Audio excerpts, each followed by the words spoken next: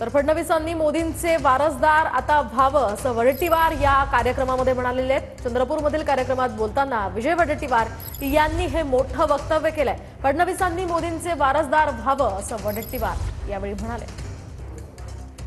ज्यांच्यामध्ये कर्तृत्व आहे, ज्यांच्यामध्ये कार्य करण्याची ताकद आणि हिंमत आहे, तुम्ही सुद्धा आता मोदी साहेबांचे वारसदार व्हावेत, स्वाभाविक आहे, त्यात काही। आणि त्या अगोदर 5 वर्ष आपण जे किशोररावांनी प्रस्ताव मांडला या दोनही जिल्ह्याच्या विकासासाठी, त्या प्रस्तावाला माझं मी अनुमोदनही देतो। आणि तुम्ही बाजूची खुर्ची घेण्यात फार पटईतात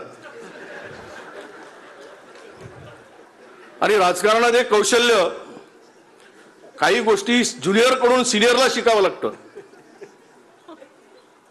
ते मी इथे आल्याबरोबर शिकलो की किशोरराव कडून काय शिकलं पाहिजे।